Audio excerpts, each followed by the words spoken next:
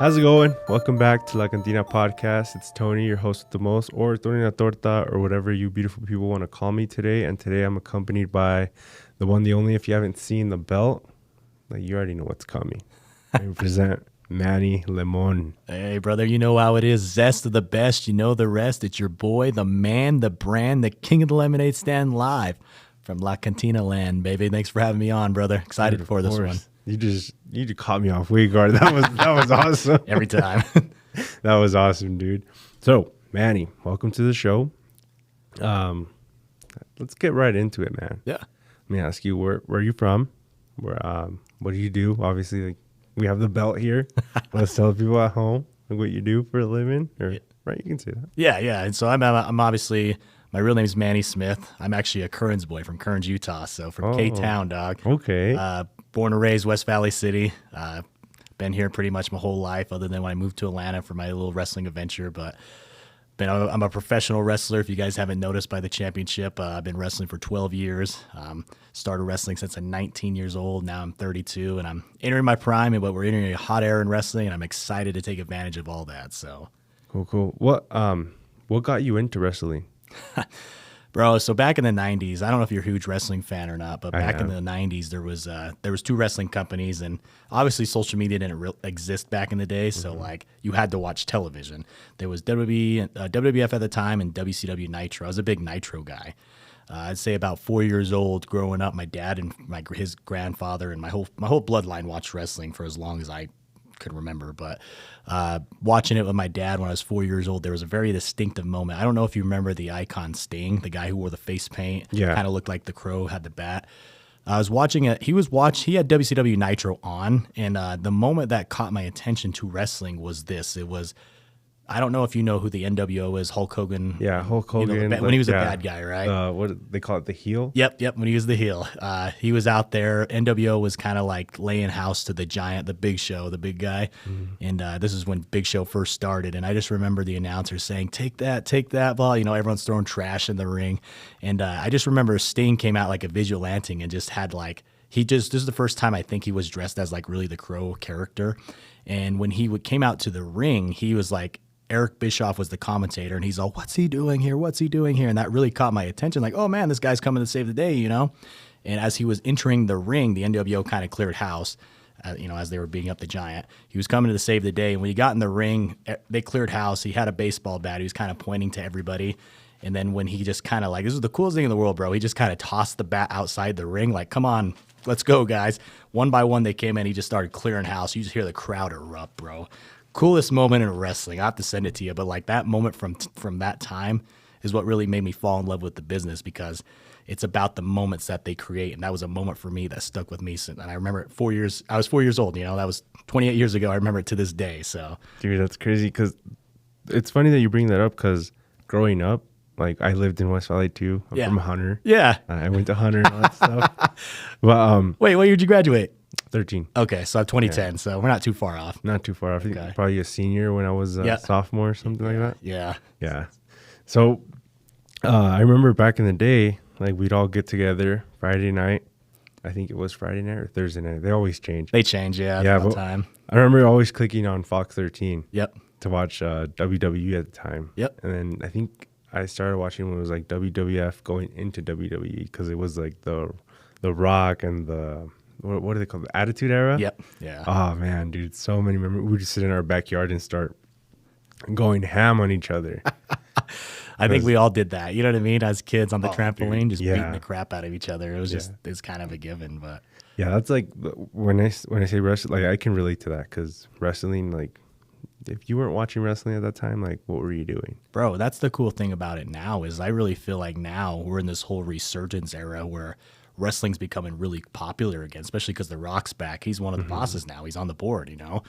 Roman Reigns had the run of his life, the Bloodline. I don't know if you know too much about it now. Oh, dude, yeah, I do. I've been keeping up. Yeah, that's the hottest storyline going on today, and that's the cool thing about it is a lot of those guys, like the New Bloodline, I've wrestled every single one of those people in the New Bloodline. You wrestled Solo and all that? Solo was my first ever champion in DCW. What? Yeah, a lot of people don't know that, because I don't really like to You don't like to like how do you say, like show off? Yeah, like show clout. off in a sense, but like me and his name's Stefa. I call him Stefa, like we're really close. Every time I go to TV, we talk, and he's always very, he's very humble. Like, thank you for giving me the opportunity, because it really, I don't want to say like he did all the work on his own, but that kind of helped get a little bit of attention on him. So like it's a give take business. You got to give a little to get a little, and he took it off, and he took it to heights we could never see. The dude main evented SummerSlam, against Cody Rhodes. So like that's a cool thing, dude.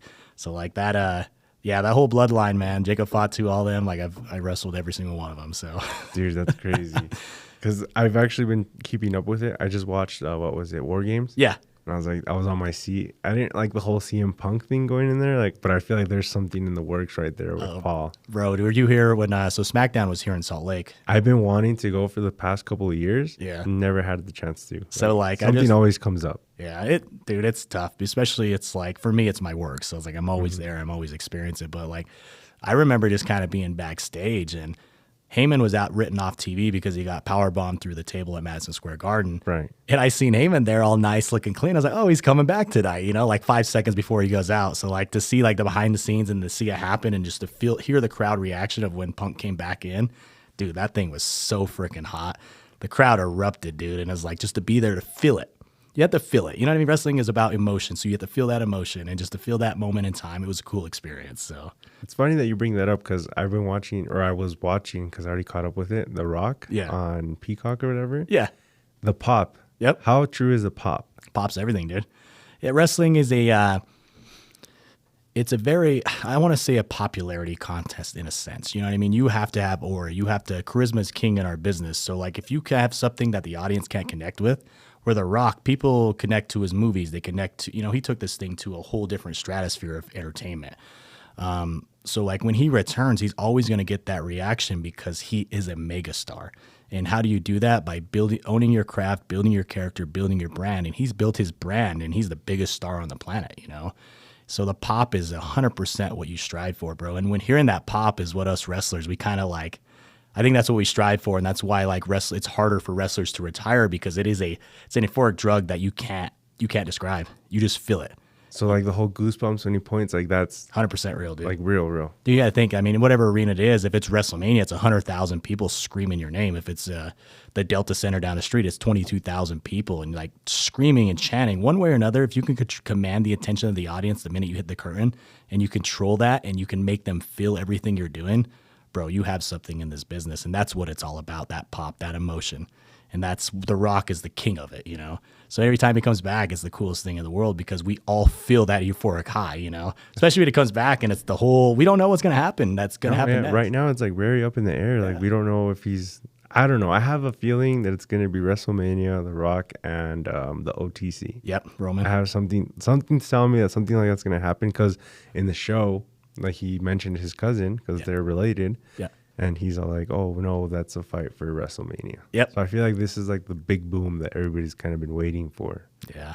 That's what I said. I think that's why it's so hot, is because we've been talking about that story for years. I think since 2014, they've been teasing it, whenever The Rock returned and like when Roman won the Rumble and held his arm up and everything like that. So but that's kind of real in a sense, because they are really family, So there's a lot really tied into it that makes you really invested, because these two people grew up to each other with each other. You have brothers or sisters, like sibling rivalries. You know what I mean? Yeah. Like that's real stuff.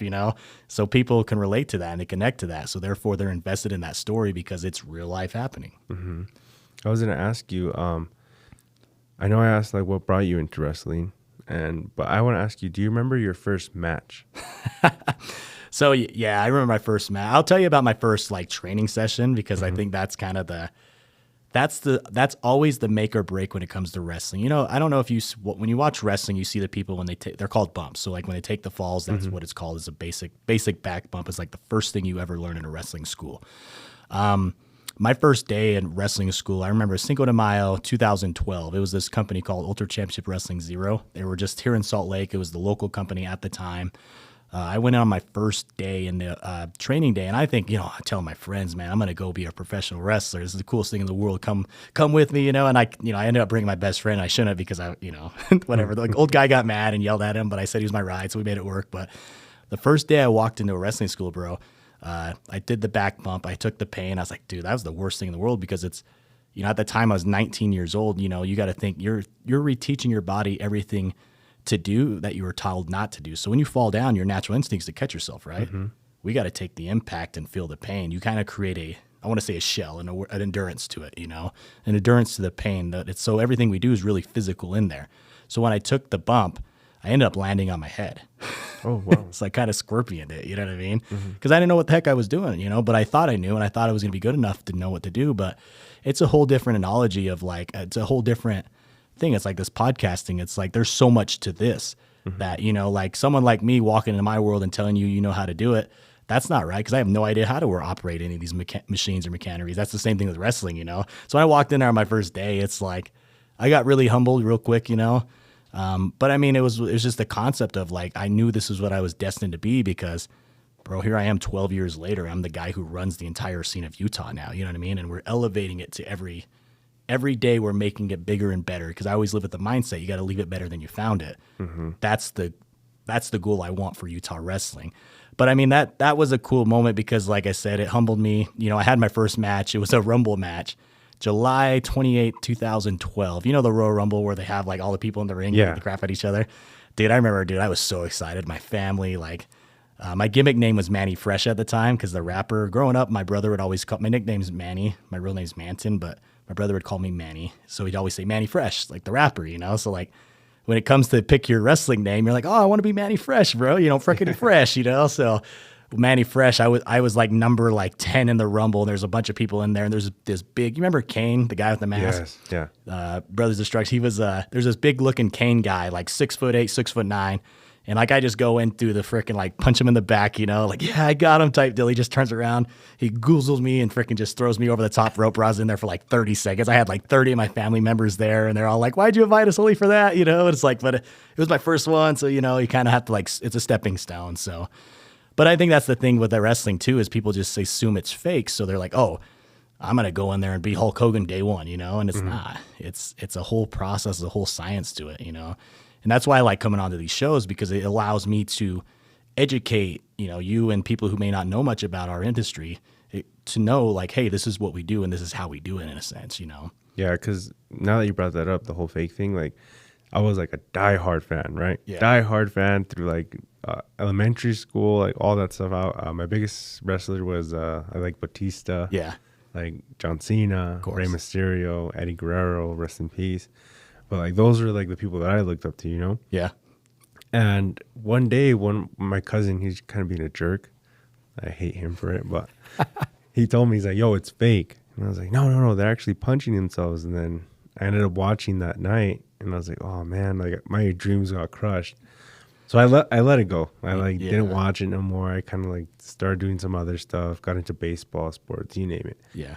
But now that I'm older, I got back into it just because of my kids, because they got excited to see all that stuff, and it reminded me of when I was watching as a kid. Yeah. And looking at it now, as an adult, it's not fake in a sense. You're not hitting each other in the face, whatever, but it's still a sport in a way, because the falls, those tables are real. Oh, 100%. The chairs are real. You can't fake any of that, dude. That's the biggest thing too, is people oh, the tables are fake. No, when we slam someone through the table, they literally are going through the table. There's no we don't break the table before. We don't try to. The props are 100% real. Everything we do, it's a predetermined bout, but everything we do is really real. If that makes sense. I'm really punching him in the face, but there's a little bit of a a setback. You hold back a little. Yeah, there's real contact though, and that's the thing, is people don't realize that, dude. I'm 32 years old and I'm kind of walking around beat up, bro. I should be in my prime, jumping up and down all the time. It's no, it's just years and years of impact on my body because I've been doing it for so long, and it's not like I'm doing it once every 3 months, dude. I wrestle maybe twice, 3 times a weekend. You know what I mean? So just building that endurance up, it's kind of I always fear if I take time off, I'm never going back to it, because it's it's hard to get to that level where you just have the confidence to it, I always tell people, I think that's what's really turned away a lot of people from wrestling, is that whole fake word, you know what I mean? Because you got to think, the problem is once Steve Austin and The Rock kind of exited the business, everyone's oh, it's fake. It's no, it was always a predetermined bout. their characters just made you believe everything they did was 100% real. And that's why the wrestling business now is hot, because what they're doing is making you believe it's 100% real. And a lot of people really believe it's real, you know? Yeah. And it's that analogy of like, so Game of Thrones, Right. fake. Yeah. There's The no dragon's dragon. not real, you know what I mean? But that's the thing is like, we're not out there trying to tell people we're really out there to beat the crap out of each other. We're out there storytelling. We're telling a story, whatever, good, bad, big, small, evil, good, you know what I mean? Like whatever it may be, that's the story we're trying to portray. And that's where we're trying to bring in the audience with our performance. And that's, like I said, commanding the attention when you walk out the curtain. That's when you're really good at our industry, is when you can command the attention of an audience, a room full of peepers. Right. Yeah. Because I had a debate with my wife, and she's like, "Oh, why are you watching this? Like, the fake word, the F word." Yeah. And I was like, "No, look, like," and I started going down because that's when the bloodline was still the bloodline. Yeah. And I was like, "No, look, it's because this," and like I started explaining everything. I was getting hyped up again. I was like, I felt like I was tapping into my inner child, and I was like, "No, it's because you don't get it." And she's like, "No, it's fake, whatever." And I was like, just leave the room. Just let me enjoy this moment, and I'll explain to you later. But it's like, once you understand it's a story behind it, you get attached. Yeah. You get attached to it 100%. Because they're the characters, like I said, charisma is king. So those characters that are in the story, they make you believe what they're doing. Like if, for example, when I'm Manny Lemons 24/7, 365 now, because that's who I am. And like my character is me to a turned up to 10, if that makes sense. So like when we have the introduction of starting the show, it's like, I want you to believe I'm really Manny Lemons. And that's why the bite the sour, get the power, the catchphrases all come out, because that's really who I am. When you have this interview, you're going to get really Manny Lemons, you know? I know, dude. I have you saved in my phone as Manny Lemon. Yeah. Dude, I went on so I'm a single guy, but I went on a Valentine's date, bro. And I put my name as Manny Lemons on the reservation. They're like, "Why'd you do that?" I was like, just who I am. Like, I don't have another identity. Like, if I could legally change my name to do it, I probably will do it. You know what I mean? So, but yeah, it's cool, dude. Like, I love it, dude. I live for wrestling. I die for wrestling. And I'm very passionate about the artwork because I've given so much to the game. You know what I mean? Right. Like, you know, I talk about doing it 12 years. Like, I've worked and wrestled with the biggest names on the planet. Like, I've been on television with John Cena, Cody Rhodes, Roman Reigns, Brock Lesnar, you name it, bro. I've rubbed shoulders with anyone you could think of. I've had an interaction or a story with those individuals. And I'm blessed to say that. You know what I mean? So thank you for segueing into the next question that I have, because I'm playing chess. As you're talking, I'm playing chess. Okay, ask this question, ask this other one. But back to what I was going to say, what's like your favorite interaction that you've had, like your most memorable one in your business, in your industry, like that you can be like, this one sticks out like a sore thumb? So for me, like that moment when I talked about Sting, okay, I don't know if you know Dre Rocca. Yeah. So I was on his podcast literally the night before I was heading to Dynamite in Denver about a year ago. And Sting works for AEW. And I've never met Sting, never had an interaction with him or anything. But I had no idea he was going to be there, you know? So when I'm backstage, he just kind of like walks up to me. He's like, "Hey, hey, Steve Borden's his real name, you know, where's catering at?" And I'm like, you know what I mean? Like starstruck, like, "Oh, Sting," you know what I mean? And I don't ever get starstruck because I'm around them all the time, you know what I mean? But that was an interaction. I was like, damn, I finally met my idol, you know what I mean? And it was a cool interaction, and like no one could take that away from me. But that was one that really stuck out, you know? Now, like, I'm in a position where I'm humble to say, like, a lot of the guys I grew up watching are my friends, you know what I mean? Like, I just had, like, we had Eric Bischoff out here, who was, you know, the vice president of NWO and WCW. Like, we sit around and just, you know, we went to dinner and have these interactions. Diamond Dallas Page I've had out here too. We've had the similar reaction. So, I mean, I just really have rubbed shoulders with everyone. So it's like, I don't know. Now it's just kind of like they're cool moments, and I wish maybe I should take more pictures to captivate it. But like, if I'm at that level, so I'm not really trying to starstruck out anymore, if that makes sense. You're trying to play, like, yeah, in a sense, play in the same playground as it. Act like you've been to the dance. Yeah. So but those interactions, of course, I always do. Like when I met Cena, when I knew I was going to be on television, I was just kind of like a medic on WWE television, but like I was on screen with John Cena. You know what I mean? Like no one could ever take that moment away from me because I worked my tail off to get to that moment. You know what I mean? So like there's interactions like that all the time, bro. What was it? The first Raw of January of 2023. I think what really kind of blew me up and kind of my claim to fame at this moment in time was I wrestled for AEW the night before as a pre-recorded show. Raw's live. So I was actually on AEW and Monday Night Raw at the same time, and that thing blew up the internet. So that's how I got like verified on Instagram. So like that check mark is a real check mark. I didn't buy it. You're not buying it. No, I didn't buy that crap, bro. And I have the thing saved in my story to prove people. I was like, nah, bro, I blew up. I was trending on Twitter because of that. Nice. And I had like multiple news articles, independent rising star Manny Lemons tries to secure bloodline, and he's on AEW the same night wrestling Matt Hardy. You know what I mean? Because I wrestled Matt Hardy in the match. So No way. Like, yeah. So it was like a cool moment, So like that really, I think, was a moment that like kind of blew me into a different stratosphere. But like, I don't know, dude. Like I said, I've been doing a lot of work with WWE. I don't know if you know TNA. Yeah, I've heard of it. Total Nonstop Action. So like I actually had a run with them in 2021. I worked for them for about 6 months to a year, I want to say. But the storyline ended and there really wasn't nothing for me. So it was just kind of back to the drawing board, Like if you can't, once you get in the door, if you can't captivate that window to make something out of it, you kind of got to restart and figure out where you go next, Right. Because if they keep the same people on television that are kind of like coasting, I want to say, then it kind of takes away the organic feeling of that, if that makes sense. No, it makes sense because you always got to keep it fresh. Yeah. You If you never see know the who's gonna same turn the thing heel. over and over again, it's just kind of like, that's just like watching a rerun of Simpsons. You know what I mean? Yeah. So that's what it is. And it's a cutthroat business. You have to provide, people have to realize the business doesn't need you. You need the business when it comes to wrestling. And wrestling business and normal business they're totally two different animals, bro. Like you have to learn wrestling business, wrestling ethics. You know what I mean? There's a whole code of conduct and everything we have like in the wrestling world that someone who maybe, Prime America or like McDonald's or someone going to walk into this corporation, they have no idea what to do because they don't know wrestling business. People throw money at me all the time. But the problem is that the only reason why I'm a success is because I have that business ethics and that mindset to the wrestling business. Plus, I'm smart in business too. My background's banking, so I have that business background. So I know both sides of business. I can go finance business. I can go wrestling business. Which one do you need today? You know what I mean? So jack of all trades per se, No, that's cool, man. And speaking of business, I see you have the championship and you have the Pit Vipers and what is the other one? So Bullfit, yeah. Bullfit, yeah. So Bullfit is Josh Graves, the owner, a local company here in Utah. It's actually, I believe he was telling me a few weeks ago that they just got approved to sell Bullfit in all the GNCs in America. So that company's really blown up. They brought me on as a sponsor athlete. I met them and the crew. I've done their podcast. I did it, met them at FitCon. Great human beings, man. I'm definitely like, it's humbling that they see what I'm doing and my work ethic, that they want to tie their brand to my name. You know what I mean? Because like, I think we all search for that dog, bro. Like I'm sponsored from head to toe, Pit Vipers, Bullfit, you name it, bro. Like companies want me to wear their product because they know people are going to see me and get the word out, Yeah, that's the word of mouth's the best form of advertisement. Yep. It's not about who you know, but who knows you. Yeah, I always got told that because I was studying to be a pilot. Yeah. And again, we go back to the dream crashing my dreams, whatever. Yeah. I had a teacher. He's like, hey, it's not what you know, it's who you know. Yep. And he's like, and by the looks of it, you don't know anybody, so this is going to be hard for you to take a different career path. Yep. I was like, damn. It is, dude. It's the wrestling. That's the thing. Like when I talk about wrestling business, about creating those wrestling connections, dude.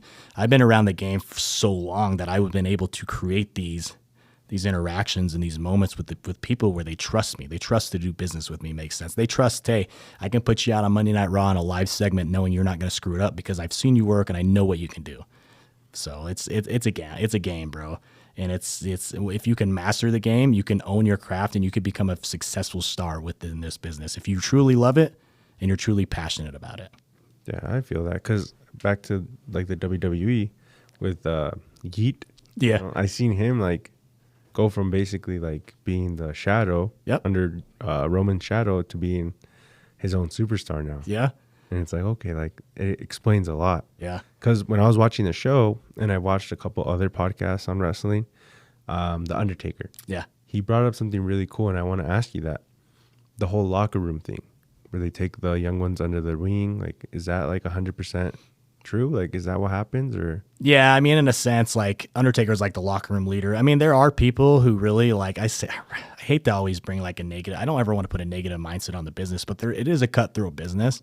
So there are people who you're kind of in your own at the sense, you know what I mean? You're fighting your own battles, like as long as you can create those connections and those relationships, but like it's a dog eat dog world. So if you're not living up to par, they're going to do anything in their power to get you out of there, if that makes sense. Because like we're not talking about the little leagues. We're talking about the major leagues. We're talking about the top of the game. Your goal is to be at the top of the game. Well, there's a million other guys like me trying to be in that position. So those people are trying to pull me back down to get above me. You know what I mean? So you always have to stay your head on a swivel and keep your head moving forward, because if you turn this way, you turn that way, that could be the thing that pulls you back, and you just don't know. People get complacent all the time. You're in the locker room and they see you're getting lazy in the gym. They're not going to want you a part of it. You know what I mean? Because it's an aesthetic business. You got to look the part. You got to act the part. You got to feel the part. You got to be the part, if that makes sense. So yeah, I mean, like to sit there and say everyone's assholes, no. Like there's a lot of good people in wrestling, but in the same sense, it's you have to bring something to the table. So if you're not bringing something to that locker room, you're not going to really be respected and loved in that locker room, because you're just basically an outcast. You're a wannabe in a sense, if that makes sense. So I think it is. I think there's a lot of good people. I have a lot of good mentors and leaders who have helped me along the way. So don't want to say like everyone's terrible, but you got to be cautious of like who you talk to, who you communicate with, who you give information to, what you're doing. You know, I can't be at a bar drinking beer because if someone snaps a picture, they could utilize that against you. You know what I mean? Like to that extent. You got to like protect your persona. Yeah. Because Manny Lemons is a brand. Yep. So you're a business man. Yep. Yeah. 100% right there. That's the answer. Business. It's a business. And if there's no friends, you want to make friends or you want to make money? That's true. I want to make money. Yeah. Oh, dude. So now I have another question for you. Can you describe your character? Yeah. So Manny Lemons, the backstory of Manny Lemons is a kid from Kearns, Utah. My brother was always growing up. He was 2 years older than me.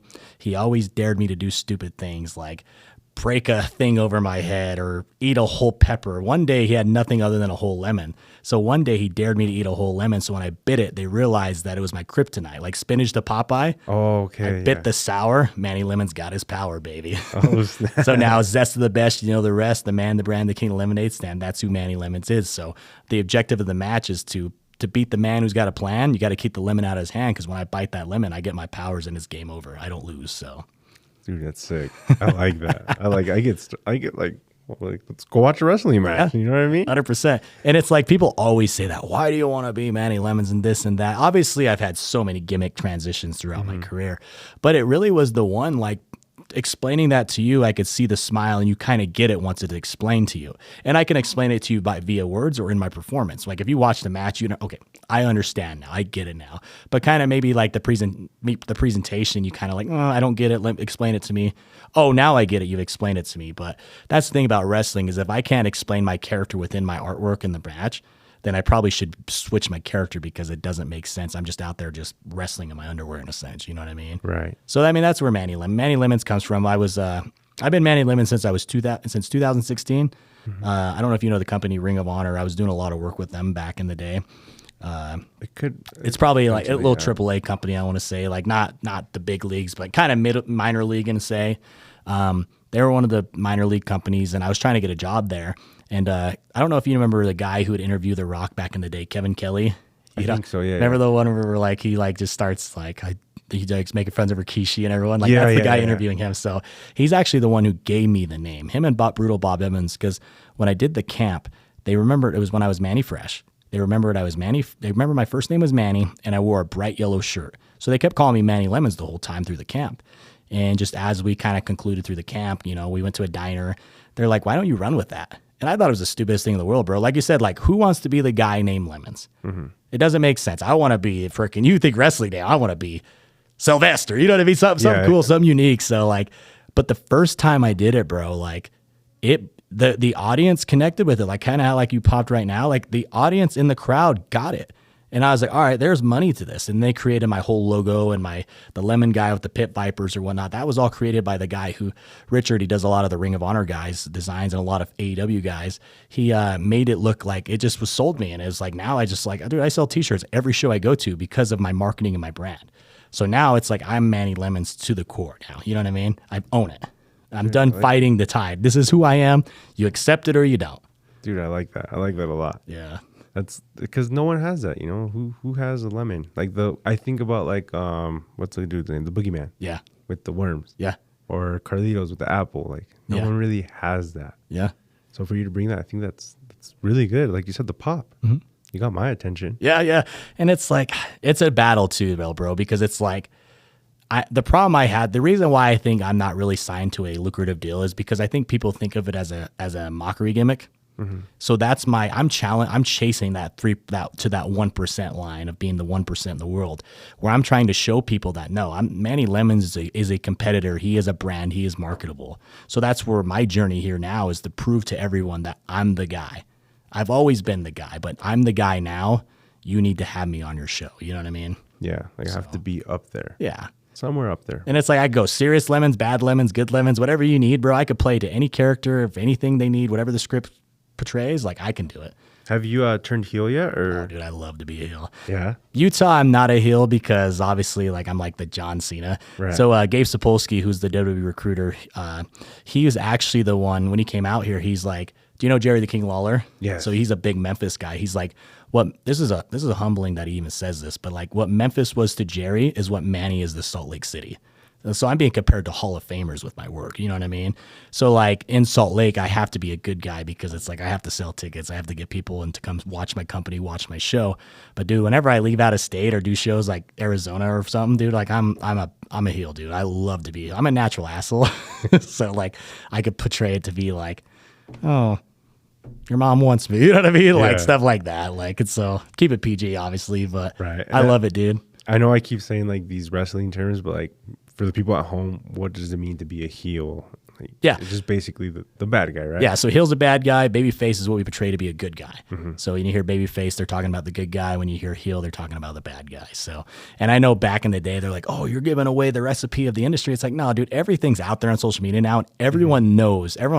We call them smart marks, but like, I think everyone's a smart mark now because it's all out there online. Everyone is educated on it. So yeah, the only reason I know about that, or I kind of like educated myself with that, was just because of the show The Rock. yeah, I was watching. I was like, what does he mean by heel? Yeah. Google. What does heel mean? yeah. So it says it right there. That's what I'm saying. The Rock goes out there and says it. It's okay. Yeah. You know what I mean? That's The Rock.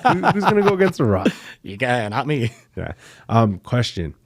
What was I gonna ask you? I just had it on the tip of my tongue. Have you met The Rock? Yeah. So when The Rock took over the board of directors, I was actually at the WrestleMania press conference in Vegas this year when they had to do the whole switch of like Rock versus. Remember they're going to do Rock versus Roman, And then Cody. Yeah. Yeah. So I was there when The Rock was there. Real quick, does that like go through like a chain of command, or is it just like like the head guy, like Triple H, is like, no, like we're doing it this way? Like how does that work, if you can say? Yeah. I mean, I don't think I'd be anything wrong with saying it. Triple H is obviously the commander-in-chief. He's the guy. He assumed the pencil. He's the head creative. He has final say on everything. There's a whole writing team that everyone kind of runs their ideas through. They all kind of bounce back and forth. So like there's like a board of directors meeting of creative meetings like this where we're sitting around a table and they're all bouncing ideas. Where do we go from here? Where do we go from there?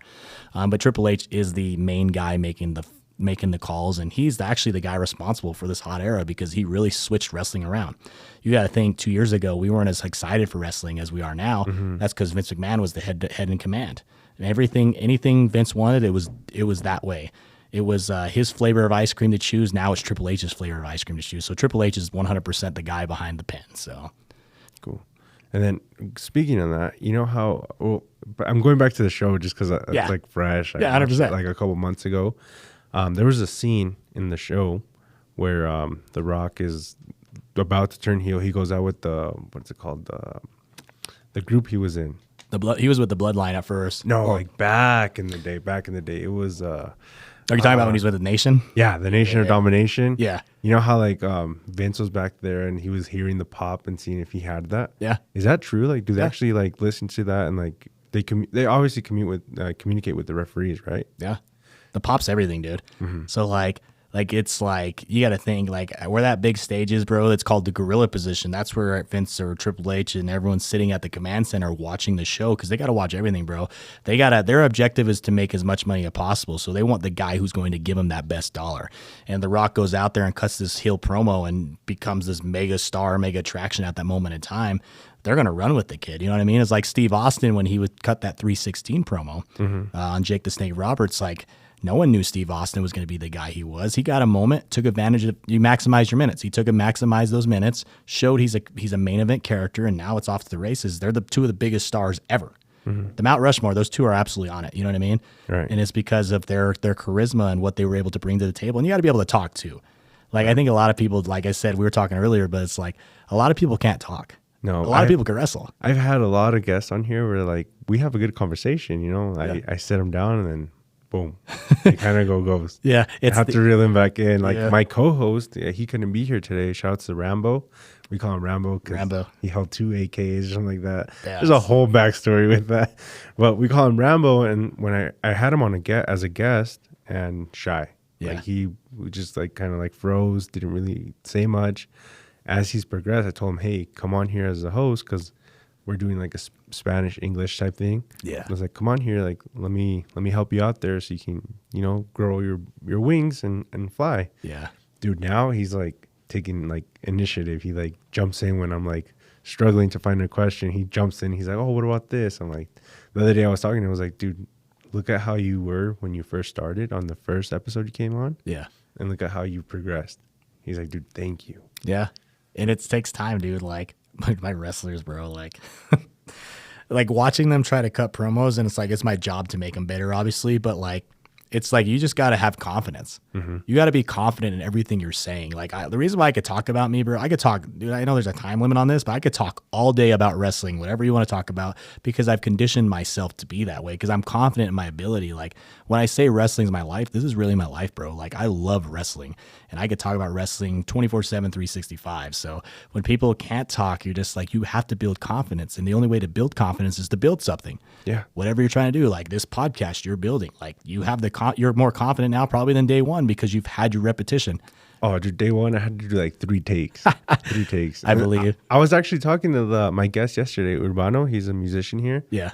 And we were talking. I was like, hey, whenever there's a phone in front of me, like when there's these cameras are here, like I'm all game. Like I forget that's there. Like I stutter here and there, but I'm thinking way too fast for my mouth. Yeah. And I was like, but as soon as you put a phone on me and like basically cut a promo for the podcast, I freeze up and I have to do like 10 takes. Yeah.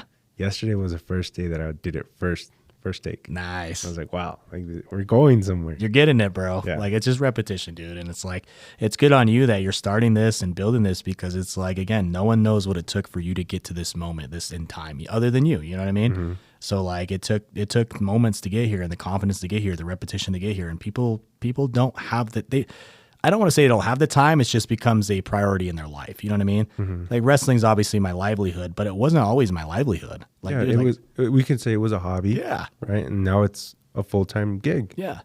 And it's, like I said, I'm a banker. My background's banking. I managed U.S. Bank, this key bank over here around the street. I manage that bank. You know what I mean? Like, so it's like, that's where my background, it comes from, like, so maybe like being able to talk to customers and being out in the public and all the time kind of created this shell for me. But dude, I don't care if people don't like me. I don't give a crap. That's their opinion of me. You know what? There's 10 other people here who do. And I'm going to value my time to those people that give a crap of what I have to say. So, yeah.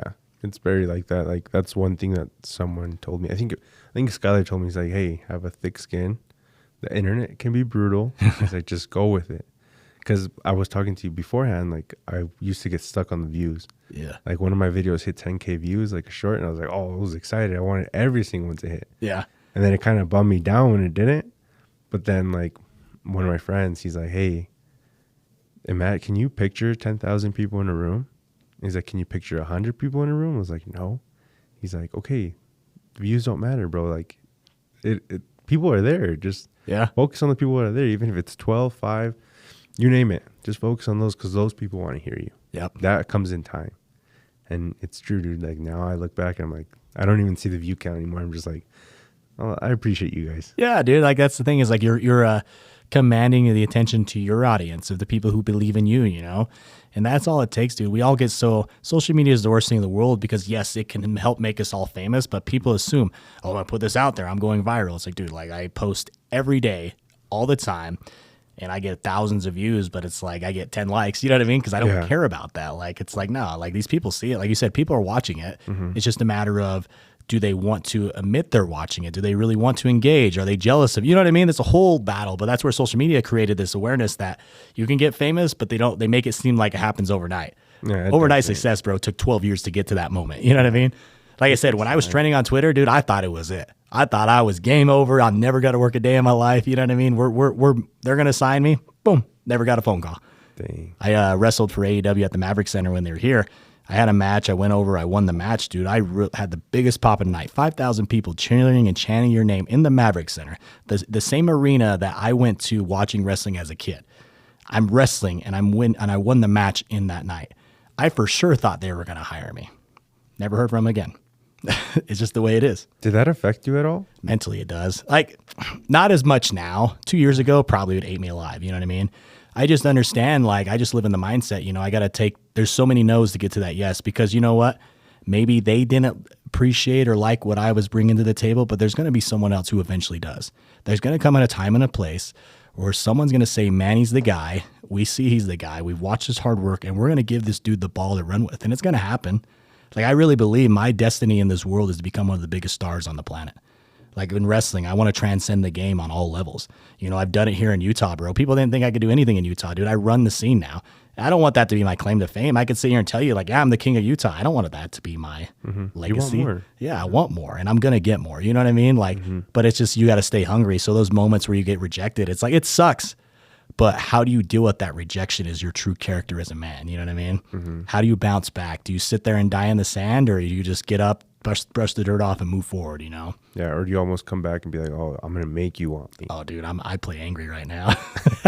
I'm really in this angry tour. But, like, not really. Like, I'm just to the point where it's like, dude, like, you guys don't understand. Like, I'm going to make this happen. And until someone gives me the opportunity to do it, I'm going to keep working my ass off and showing you guys that I'm this and more. And that, you know what I mean? Dude, I like it. Like, I've seen your social media. I'm like, I get hyped up, dude. Yeah. I'm like, I'm going to go watch one of Manny's shows one of these days. I can get you in there to body slam someone. I'll show up. Okay, speaking of that, what my biggest, like, I have a bunch of goals, dude, a bunch of goals. But one of my goals is to be, like, recognized at, like, one of those events. You know how, like, they have, like, the celebrities that come out of this, like, come out of nowhere, like, when they had Donald Trump and, like, the basketball players and all that stuff, and when they go out there and they, like, body slam whoever, I want to do that one day, dude. We totally can make that happen here for you. You know what I mean? Dude, like, we can chat after this, but no, that's a cool mindset to have, because, like you said, you want more.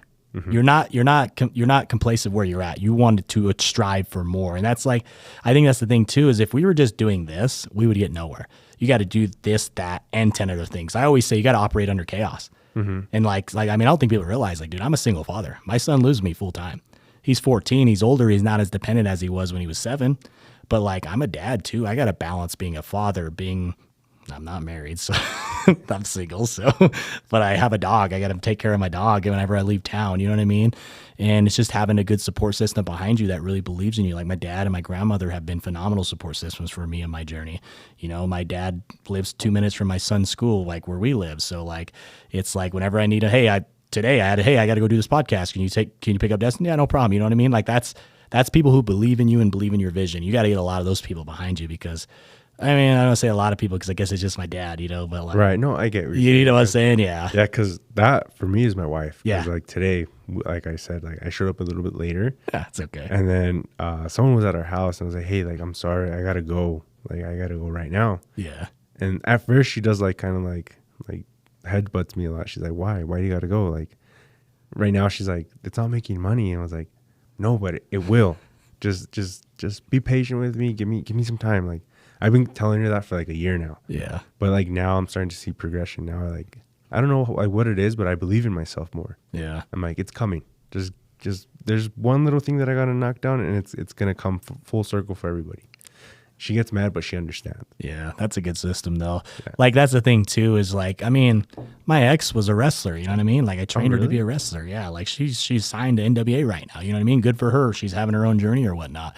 But, like, people, like, will understand the fight you're in once they see the results. But they, like, this whole beginning stage, this whole grinding for so long to get there, 12 years for me, it's like, they're like, I could tell my family gets in moments where they're like, well, is it ever going to happen? Well, I think it kind of is happening, because I don't do anything. I don't have a full-time job. This is my job. Right. And it's having that's how you get rich, is having multiple streams of income. You know what I mean? Like, it's like, yeah, I'm a wrestler first and foremost, but I also run a wrestling school. So I have students who pay tuition. I have a wrestling promotion where I sell tickets. You know what I mean? I have merchandise line. I have these podcasts. You know, sometimes people bring me in to do appearances for like gender reveals and all this stuff. It's just finding ways to make money. Yeah. And if you're a resourceful human being, which you seem like it, you're going to find a way to make money off this and take it to heights no one ever thought you could. And that's going to be on you. And you're going to be proud of yourself because no one believed in it other than you. Like, no one believed, like, my parents will say, yeah, we believe in you. But it's like, come on. You know what I mean? Like, you're my parents. You're my parents. You have no choice but to believe in me. Yeah. Like, I want to prove all these other mother truckers wrong. You know what I mean? Like, no, dude, I get that because I lost my job back in the summertime. Yeah. Like May-ish, you know? And then I had to like figure something out. Luckily, I like started a landscape business, got that going, you know, like just it was chaos under fire, and I figured it out. Right now it's wintertime. It died out a lot, but I'm pushing along, trying to figure something out, and something always comes out. Yeah. Like, that's the mentality that I have, is like positive. Yeah. You know what I mean? Like, there's a saying that I always say that I'm forgetting it right now for some reason, but it's okay not to be okay. Bro, 100%. You know what I mean? Because, like, dude, the sun shines for everybody. Yeah.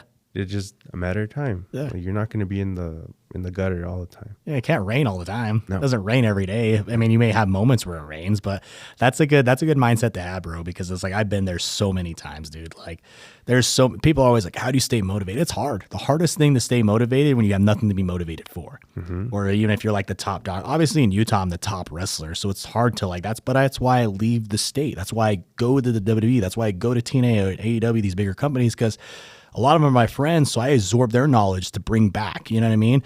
All right, how can I make money? What am I missing? Then they educate me. You know what I mean? Mm-hmm. And it's like I say, it goes back to having the whole support system, and no one's self-made, and a lot of people think, oh, I did this by myself. Mm-hmm. All this I didn't do by myself. There were people who supported me for years and continue to support me. You know what I mean? So like, I'll always be loyal to them. And once we achieve wherever we take this, these people like, they're going to love and admire me, and they're going to be the ones that get the benefits of what we build. You know what I mean? Because like, that's the goal, bro. It's like, I want to make more money, more businesses, like utilize my fame to create income, generational income for my son, for his grandchildren to live off of. You know what I mean? I think legacy. That's my purpose, Yeah, you're building your legacy, and you're going down the right road, man. Yeah, I appreciate that, bro. I have a question for you. Yeah. You think you can cut a promo real quick? What do you want me to cut a promo on? On like a show like Manny Lemon just cut me. I don't really know how to say it. I just said, oh, it'd be a good idea to cut promo on the show. Be a good idea to cut the promo. What camera are you looking into right here? Yeah, there you go. Zest of the best, you know the rest. It is your boy, the man, the brand, the king of the lemonade stand, live from La Cantina Land, baby. Hey, you already know the vibes. Your boy is tuning up this Saturday night, live from Kamikaze's Bar and Grill in Ogden. Your boy's going to be there with the rest of Devotion Championship Wrestling. Get your tickets now, Devotion Championship Wrestling. Bite the sour. Get the power. Dude, let's go. I'm hyped. I'm hyped, dude. I like seeing that stuff. It's nice. Yeah. So the show Saturday? Yes, sir. Yes, sir. I'll give you the details. Nice. Saturday, Ogden, Utah, bro. Okay. You know Kamikaze's? That's where the Royal Bliss and all them play at. Maybe, because I was in Ogden this last weekend at that little light show thing that they have. Yeah, the light thing. Yeah, it's really literally like a block away. Really? You know the Bar Street? Yeah. It's like you just go up the hill. It's at the top of the hill. So okay, I'll send you the details or whatnot. Cool. But yeah, dude, like wrestling's cool, dude. And like, that's the thing too with Utah wrestling in particular. Like, I want to run all over the place. Like, there's a market in Ogden. There's a market in Provo. There's a market in St. George. There's a market in Logan. And I'm talking about like new fans that have never heard of wrestling. You know what I mean? Because like, we could sit there and recycle those same old Utah wrestling fans that have been around for a while. I was like, dude, I want people who are going to enjoy this product, and I want them to continue to enjoy it. Because again, wrestling's in a hot era right now. Mm-hmm. We need to create new fans to make it bigger, better, stronger, faster. You know what I mean? So yeah, dude, I see wrestling fans out of the woodworks. Like, you mentioned J Rock, like he has his podcast on wrestling. I'm like, there's no way. Like, and I started tuning into that. Yeah, and I'm like, they're giving their intake on like the bloodline and what's going on with like Cody Rhodes and what's his name? I forgot his name. Kevin Owens right now. Kevin Owens, yeah. Then what's it called? Randy Orton. Yep. Seeing what's going on. Like, I see the drama. I'm like, oh, this is good. But I like to see other people's reactions with that too. And it's cool too because it's like he always called me a historian. He kind of created something that wasn't there because Utah wrestling, you don't think of anything about wrestling in Utah. You know, our company's we just celebrated our 6-year anniversary on Saturday, you know, like that's 6 years of history that we'd be able to create where guys like Draka and Will can go on there and create a brand for themselves to talk about wrestling. That's exciting, bro, because we've never had a podcast like that before in Utah. So they're doing something cool to help bring eyes to my product and the industry itself because you know, those guys have been doing podcasting for years, you know, and they have an audience that follows them. So now they're trying to turn it into doing something else where it creates new fans to wrestling, you know, and I'm all for that. I love it. That's why I always go on their shows because, like, yeah, I can talk about wrestling forever. Dude, you know, I like it. I was actually going to ask you that, dude, questions keep coming up and they keep slipping. Yeah. But there was a question that I wanted to ask you. Maybe it comes back. Maybe it doesn't. I don't know. No, it's not coming back. We'll have an episode 2, you know? Yeah, I'm doing that thing where like I'm having a list of like reoccurring episodes. Yeah. Because I want to see 6 months, 3 months down the road, see where you're at, you know? And that's going to lead up to like my like final segment on the show. I'm still trying to like catch that, what's it called? But it's slipping away. Yeah, you're good, bro. But I got to ask you something. I want to take the last couple like minutes to ask because this is something that I want to say like is a unique thing here on the show. It's a 2-parter, but I'll ask you the first one and you can take your time, answer however you like. But here goes the first question. It's who is Manny Lemons today? You know, it's funny because someone actually asked me that the other day, and it might have been Sapolsky. But I think Manny Lemons is the guy who revolutionized Utah wrestling. Manny Lemons is the guy who showed that 4-year-old kid who had a dream to be a professional wrestler that he didn't let the negatives outweigh the positives. You know what I mean? He took every hit, he took every roadblock, and he just not only ran through those roadblocks, but held the finger up by getting past those roadblocks. So Manny Lemons is the guy you see here who's 12 years of grinding and 12 years of sacrifice, 12 years of giving his life to a sport that people admire and love. Manny Lemons is the face of professional wrestling, and in 6 months, you're going to remember that. Oh, yeah, dude. I believe 110%. Like, I believe in anybody that tells me that because you can see it. You can see someone's, like, willpower. Yeah. And I see yours. I see fire. I'm like, oh, this guy's going to go places. Bro, I've had the worst things happen. Like, I hate to always bring up the negatives in wrestling, but, dude. It happens. And it's cool to share it because, like, people don't know that. Like, people think you're in your underwear wrestling. Yeah. But they don't see, like, I'm pretty sure there was a lot of times where you had to step away from your kid, from your family. Yeah. And I missed 2 years of my son's life, bro. Yeah. I've lost my reason why me and I say my ex, we're not together because of wrestling. Mm-hmm. It created a professional jealousy towards the two of us, you know, where we weren't mature enough to navigate the waters. Like a year ago till now, like there's the people in my life are no longer in my life, you know, but I always believe that it's like everything happens for a reason, you know, like God took these people from my table because they knew they were just taking plates to go. They weren't trying to contribute to the cause. You know what I mean? So like, that's the sacrifice what it comes down to. Like, I mean, people are always like, you look a little older. You're like, yeah, that's stress. You know what I mean? That's years of stress and trying to navigate the waters and trying to do this for so long that, bro, like to me, it's like, if you don't believe me, I don't really care at this point. We're going to make this happen. And if it takes 2 more years, great. I'll take those 2 more years to get to that moment and become a billionaire. And you'll be sitting on your couch fat and out of shape. You know what I mean? Like, not you in particular, but like the haters, you know what I'm saying? Because there's a lot of haters. A lot of them, bro. A lot of them like crap all over what you do. It's like I said, it's like kills. Like people like, oh, don't do this, don't do that. It's like, dude, if this is what you want to do and you're passionate about it, you go all in and do it, bro. Mm-hmm. Like you have my 100% support with this podcast. That's why I wanted to come on because I love what you're doing. And I want to contribute. Maybe my brand can help shake your brand, and we all just work together. We're all in this together. No one's self-made, bro. Dude, I like that because that's the thing that I want to do is like a spider web. Yeah. Like mine's versatile. Like I could have the Latino community. Like there's a lot of Latinos, bro, that watch wrestling, that like grew up watching wrestling, that don't get that. And there's the question that I was going to ask you. Wrestling in Mexico. Have you thought about that? Has that ever come into your mind? Yeah. That's the one that kept slipping, bro. I was like, I knew it was somewhere in there. Knew I was going to get it back. Yeah. I mean, to be honest, I want to wrestle everywhere. I think when the pandemic hit, I was kind of like okay with like when COVID hit, you know, I was like, I didn't want to travel because like all the restrictions or whatnot. I definitely want to. I want to wrestle in Mexico because it's a different culture. It's a different culture of wrestling in Mexico. It's more lucha libre, you know? And that's one of the things too about Utah wrestling. What we were able to do is we were able to create, to show there's a market. So now we got a bunch of lucha libre companies popping up here in Utah. So they bring that Mexican lucha libre style to the fans here in Utah. But there's a company AAA out there that's definitely on my bucket list I want to wrestle for. I want to go to Japan. I want to wrestle. You know, I've had these opportunities where I was going to happen, but then COVID happened and it just, you know, we just haven't revisited it. But definitely on the bucket list for sure. Yeah, I feel like COVID did ruin a lot of things for a lot of people. Dude, if so, I moved to Atlanta during COVID. Like if COVID didn't happen, I would have never moved outside my box. So like, I hate to say like it's a blessing in disguise, you know, because it killed a lot of people. But like for me particularly, if without that, I wouldn't be where I am today. No, dude, I'm 110% with you because I moved away from Utah. I moved out to Wisconsin in that time. Yeah. So for me, it was a blessing in disguise because I found myself out there. Yeah. And you find yourself every day, but like that was like, okay, like stepping stones. Yeah. Like that person that was here before isn't this person that's here today. Like that person was shy, bro. And that's the thing is like if you're the same person you were 2 years ago, you've not grown or changed.